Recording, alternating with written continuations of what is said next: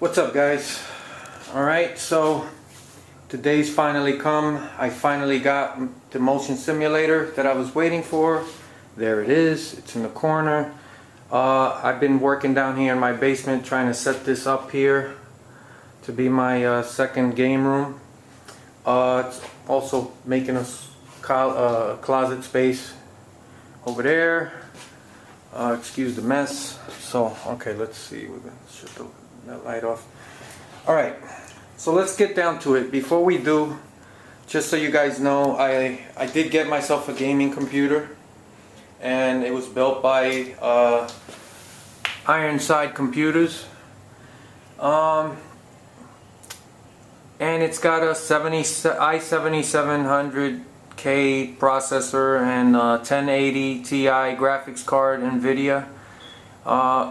You know, I don't really know a lot about computers. I pretty much know the basics, and I wanted to get myself a gaming computer for, you know, future gaming.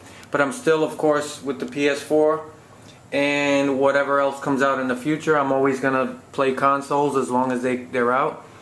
But basically got this computer so when I do play a game, I can run it at max graphic settings and have a good frame rate. I should be able to really max out any game, and that's what I wanted, so I got that. And okay, so moving on from that, I got my keyboard over here, I got my game chair over here. Now, so this is what the video is really about.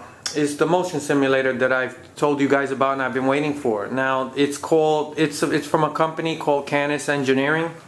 So it's a Canis Motion Simulator. There's the name tag. And basically what it is,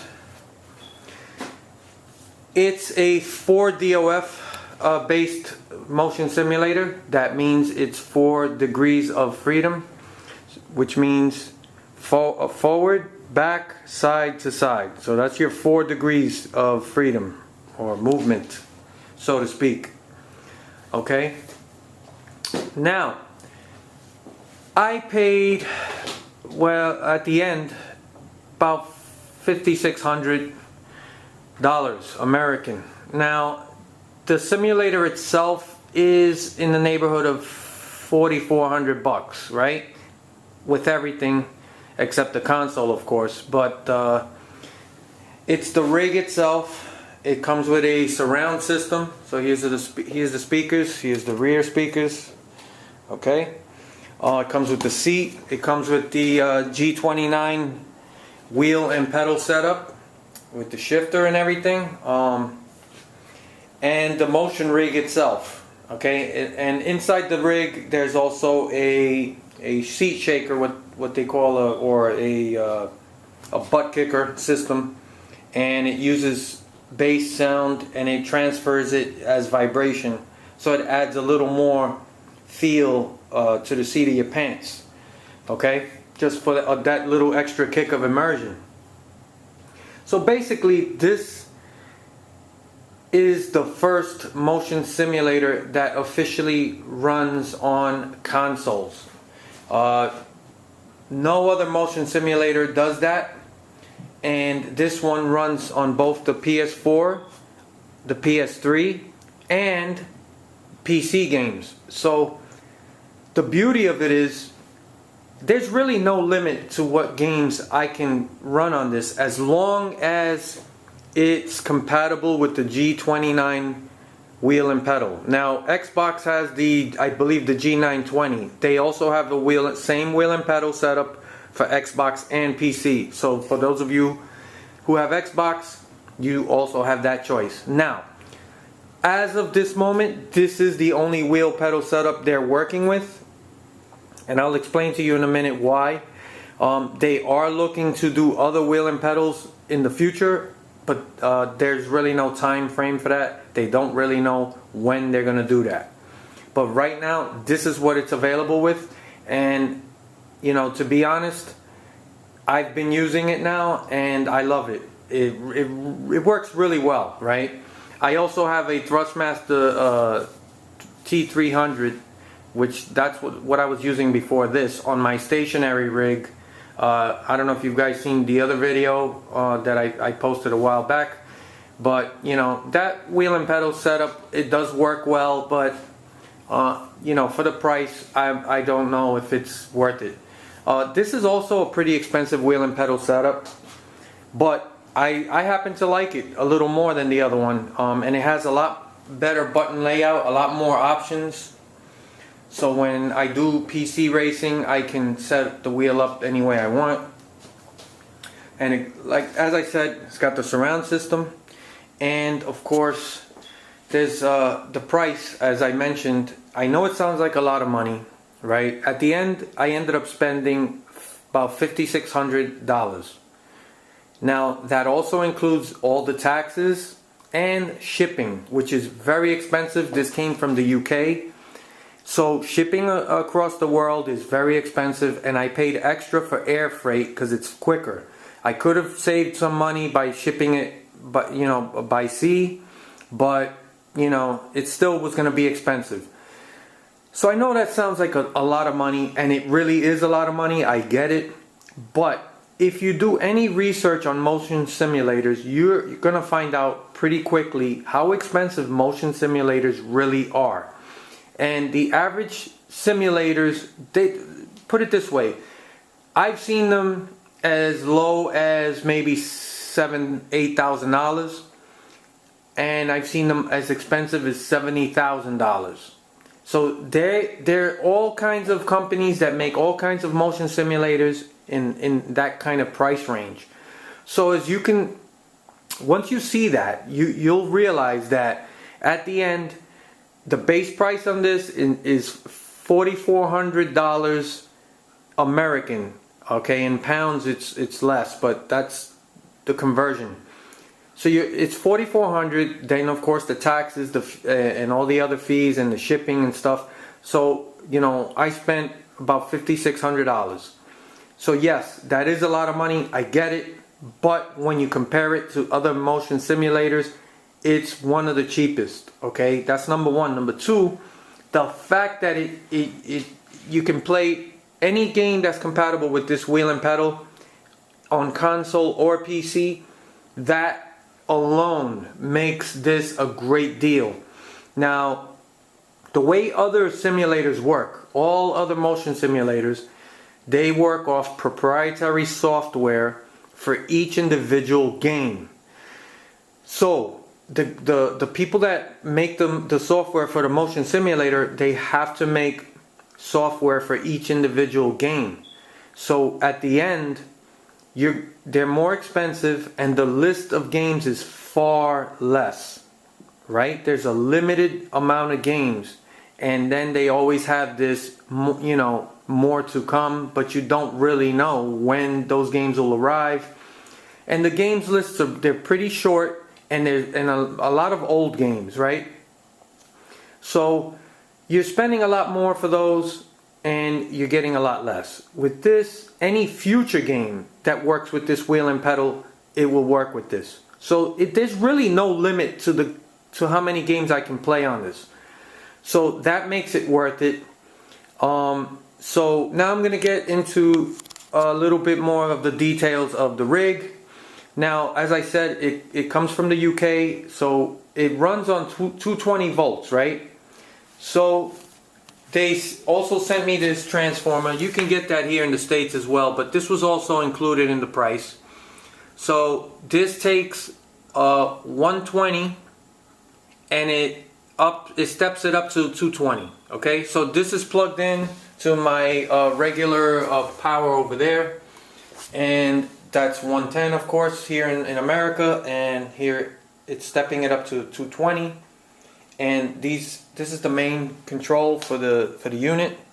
And the good thing about this is you can tailor your experience using these dials. So if there's too much movement, you can dial it down. And these are the power for the steering, and for the accelerator and brake pedal. So if you just want acceleration and braking, and you don't want side to side for the turning motion, you can switch that off, and vice versa. If you want just the cornering, but you don't want to feel the braking and the acceleration, you can adjust all that to here. But of course, we don't want to do that. Why would you want to do that? The whole point of this is to give you a more immersive experience. So I will never touch these things. They're jacked up as high as they'll go, and everything's on.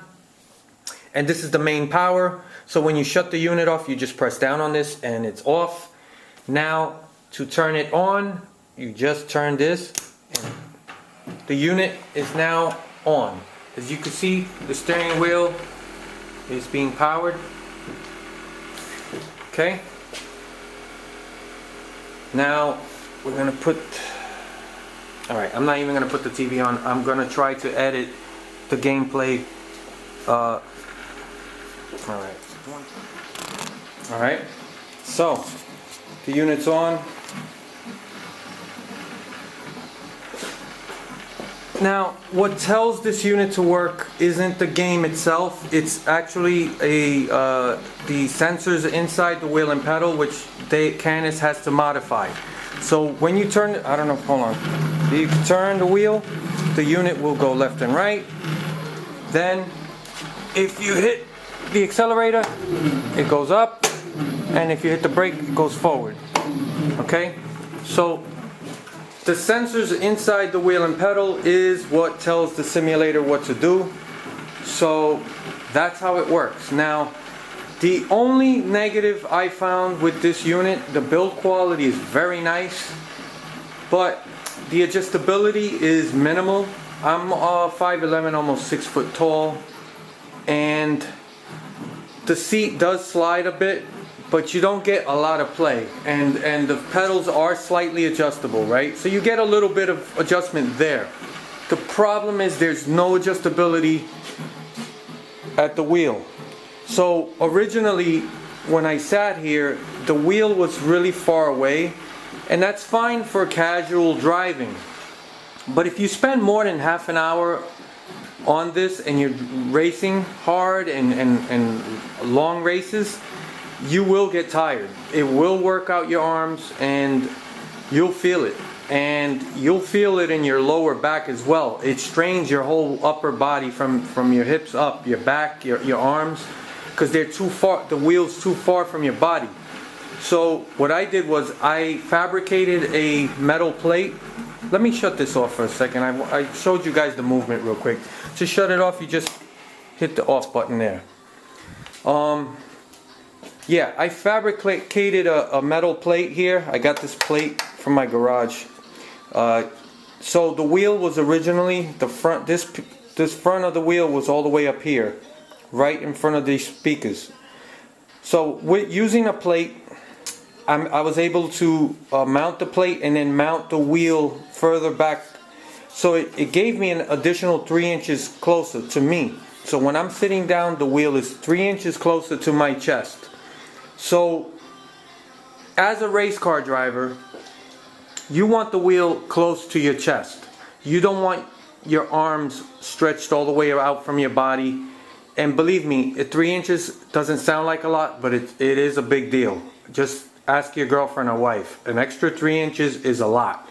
So 3 inches closer, it made all the difference in the world.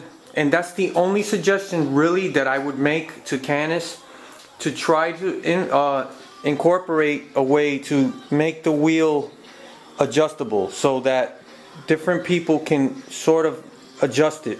And I'm telling you, just 3 inches further back made a big difference for me. It's a lot more comfortable, and it's a lot more realistic to the way race car drivers have the wheel closer to their body. So this thing, I love it. It adds so much immersion to any game. This is just, it's like a shot of steroids to any game experience. And it's also compatible with VR. I can't wait to see what this feels like using VR in a race. So I'm just holding off on the VR thing for a while because I want to see the next generation of VR. We're still in the first generation, and you know, I think the next generation is going to have superior graphics, and it's just gonna look better.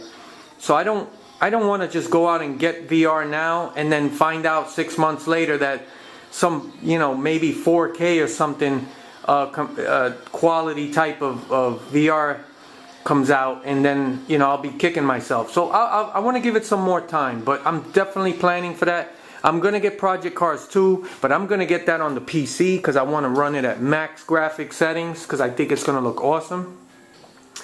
And they did say they were gonna consider different wheel and pedals for the future. There's no real time frame on that though. And I did ask if they have any plans on opening up a factory in North America. I think that would really help bring prices down. And I think there's a lot of people in North America, Canada, or you know, just in a lot of places here that would love to have a motion simulator that works with consoles, PCs, whatever. And yes, like I said, I know it's a lot of money, but when you shop around and you compare and you see what's available, this is really a bargain. So I love it. This thing, I've been having non-stop fun with it, and I've only had it for a couple of days. So I really look forward to using more of it. It works really good with NASCAR Heat 2. I'm having a lot of fun with it. It's just an automatic boost to any race game experience. So I really like it, and like I said, if they can bring start making these here in North America, it would really cut down on shipping costs and all that stuff. So I want to thank Jason Daish, who is I believe he's the CEO of Canis Engineering. So this is the Canis Motion Simulator. I love it, and I will hopefully be able to edit some gameplay of me using it, racing on the game at Dover.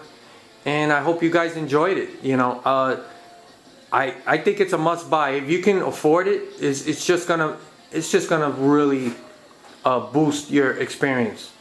And I'm all about immersion, so I love it. What do you guys think? And I look forward to your comments, and hopefully soon I'll have the review of NASCAR Heat 2. So thanks for listening, and I hope you enjoy. Bye bye.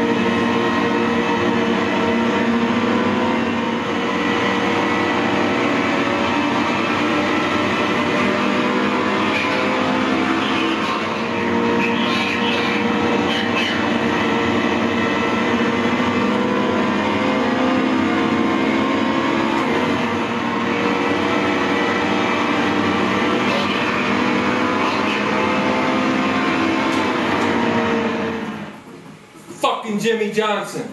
Anyway, I think you guys saw enough. This is what